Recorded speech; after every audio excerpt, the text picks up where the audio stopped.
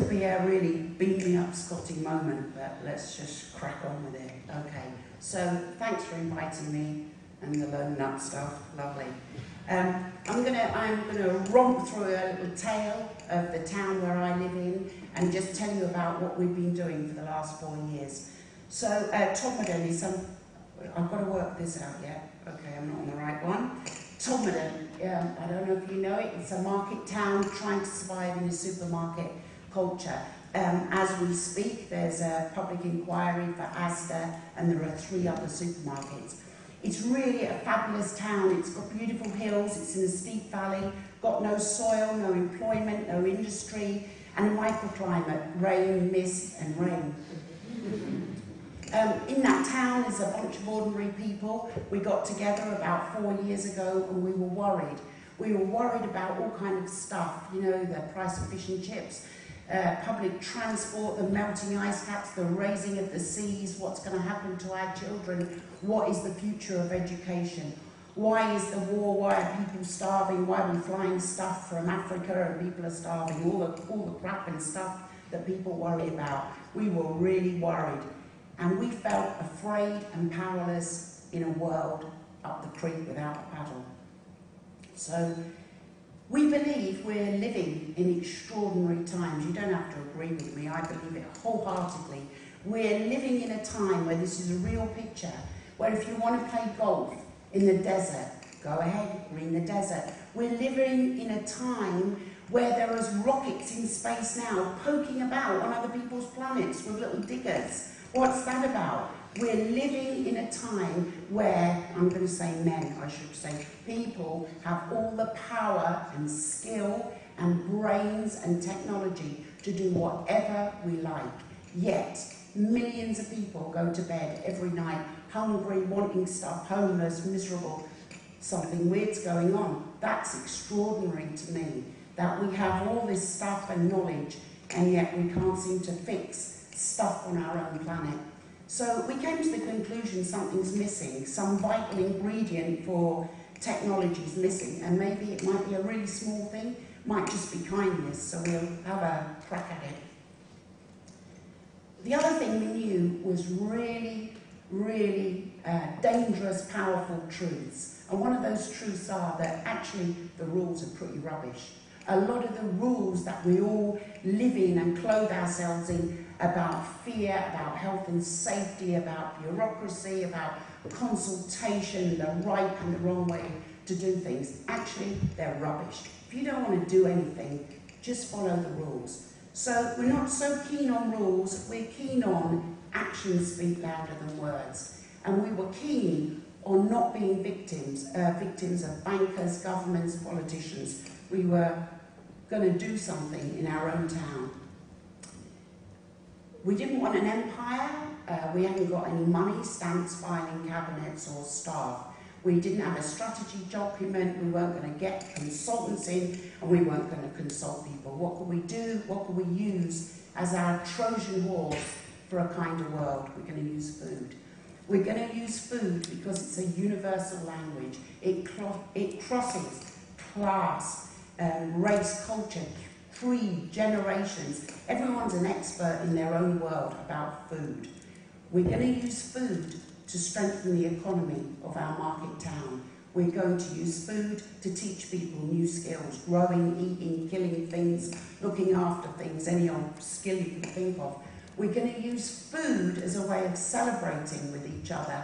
We're just going to do fun stuff, and we're going to make opportunities to talk to the neighbour and someone you don't like down the road.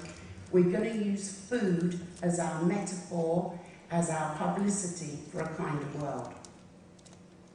Well, as we don't want to look like lone nuts, we're going to have a model as well. And this is our model. It looks like the Olympic thing, forget that. It's plates, this is food.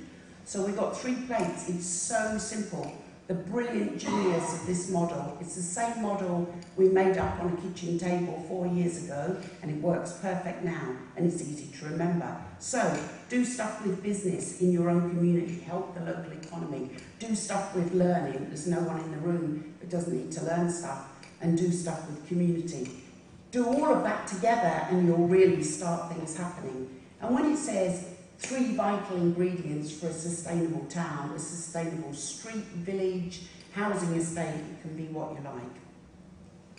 The other thing about us is we believe anything is possible. So to start to work with no money, no staff, no offices, and we're not waiting for a cheque to come in the door, what are we going to do? We're going to do propaganda gardening, not guerrilla gardening because it's macho and it's got a little tinge of war in my mind. We're going to do propaganda gardening. We're going to grow food in public places, accidentally sometimes. Stuff happens. You know, we had an accident here at the police station. The police are very proud of that food now. In fact, they think they started it all themselves, and we let them think that because it's good for business. We're going to use all the public spaces in our town and give our message and start our conversation that just help yourself. A group of people are going to grow food, plant it, and you help yourself. This is a PFI, Resilience and Squid Health Centre. It had a very elaborate planting plan full of prickly, poisonous, inedible food. We soon swap that for apples on the way in, rhubarb on the way out. It's very nice now. This is the railway station, the front room to our town. 15 tubs of pick your own herbs on the platform, and this is potatoes and beans in the car park. Many uniforms, sorry to be sexist again, but they can be competitive. So the firemen had to have cherry trees. There they are doing their thing. And this is our learning activity. So in our town, we've got 6 primaries, 1 secondary school. All of the schools are trying to bring up a generation of children in a living, learning, edible landscape. Because we want children to know Morrison's is not the only source of broccoli. You know, there's another way of getting broccoli. So this is a tennis court at this school, which has been converted into family-sized plots. We all know, if you're hungry, tennis is not the thing. This is a Church of England school, and you can just see the school at the top of the picture. They've no room at all in their playground. And luckily, the sleeping quarters next door belongs to the Church of England, and they allowed us to plant food in that graveyard because they're smart in the Church of England, which was a surprise to me, but actually they're very, very smart because growing food in the churchyard is fantastic for the dead, it's great for the living, and the soil is excellent. All the students in Todmorden have got new opportunities to learn where their food comes from.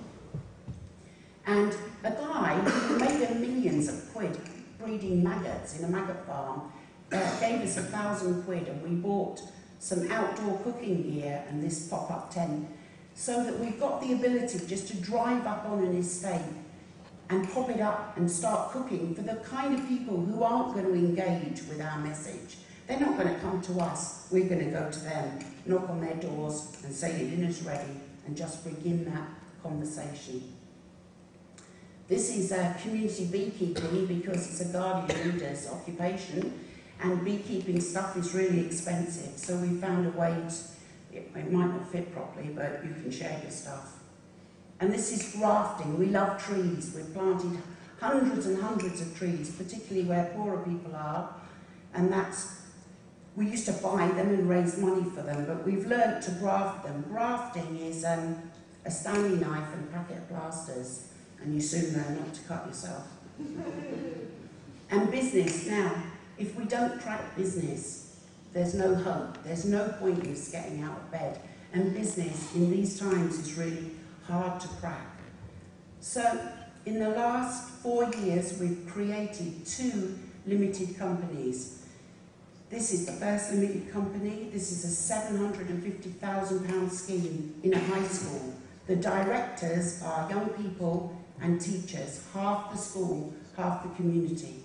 It's the first time it's ever been done. They're going to grow fish, and on the fish poo in the water, and then vegetables grow. Aquaponics, hydroponics, and chickens and turkeys and beehives, and the whole curriculum is changed to include all the skills we need to feed our generation, because the average age of farmers is 60. We are absolutely up the creek without teaching another generation.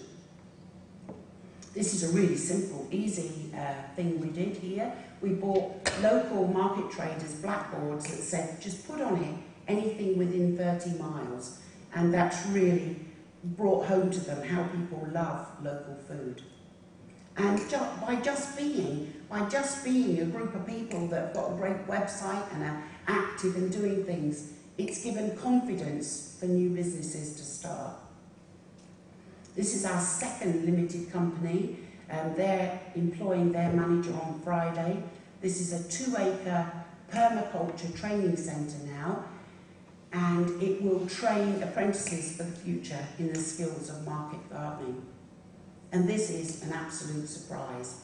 Sitting around the table thinking what we're going to do, we're up the creek, we'll use food for kindness. We didn't account for vegetable tourism. So people have come from all over the world, and we were a bit freaked at first, but we responded quickly by getting a little fancy map made, which shows the best areas of our town, keeps people circulating near shops and businesses. We should have maybe got planning permission and a few documents, but accidentally we forgot. So, just to give ourselves credibility, we like the police to put up our signs. And I'll just say the police are so supportive that when they bust people for growing at home wrong things, they give all the stuff to us, they keep the dangerous stuff and give us all the pots and compost. It's such a fabulous relationship. And what we do, it's not a crime, really. We just take dirty places and we turn them into beautiful places where you can have the story of the bee. We've created things for children, beautiful gardens. This is a huge slab of land in the middle of town that's up for sale, but it's now one of our temporary gardens. You can just see on there a street sign. The council sent us that. It says Pollination Street. If you speak with the right voice, you get a street sign. And we've commissioned lovely bug hotels and bird boxes and gorgeous things and beautiful images. So if you come to Todmorden, please get a map and do that walk. And this is to say, the strangest thing of all, there is no empire, so 4 years later, there's still no jobs for Incredible Edible Unlimited, that's people like me, who have just devoted their time voluntarily to keeping going, keeping on message. And we started to do something in our own town, a small experiment to see what would happen. Some action, some small actions, and it's resulted in people from all over the world setting up their own projects. So this is Canada, Wilmslow, Prestwich, Isle of Wight. And this is our favourite of all. It looks ugly, but it's beautiful. It's Cloughmills in Northern Ireland, in a really troubled area. And young people are growing food and taking it to older people. It's a boring picture, but it's a fabulous project. This is France. We don't know what goes on with the French. I have no idea. I can't even read their emails, which they bombard us with. So the French really are bonkers. Every single one of those sprouts is a new incredible edible project. Yesterday it was Corsica. I don't even know where Corsica is. So I see they've gone over the border into Switzerland and Belgium. So what it is for the French, I don't know, but there you go. Strange. All of them are doing it differently. How would we can't visit these places because we don't have incomes or we don't have budgets. We're not interested in monitoring it. We trust people. We have faith in people that small actions can make a better world. So we just let it happen. We've trademarked our name, but we don't police it. This is a guy who gets what we're doing. At that very moment that picture was taken, he had just said to me, Mary, when I'm king, take all the land you want. And I'm going, all of it? He's going, yeah, why not? And this is just our really, really important message. Actually, it's not about us. It's not about us who've we've had a good deal on this planet. We've had some fabulous resources. We knew that broccoli didn't come from Morrison's. We knew that when we left school, we'd walk into a job that didn't like it, we'd say, stuff it and get another job. This is a generation that doesn't know. It doesn't know what lies ahead. None of us do. So it really is not about us. We're in a hurry, we're passionate, and we want to get on with it. It's about them, and it's just about kindness. And you never know. We might not be that clever, but we might be clever. It might work, because that's all we want. Little folk to grow up in a better world. Thank you.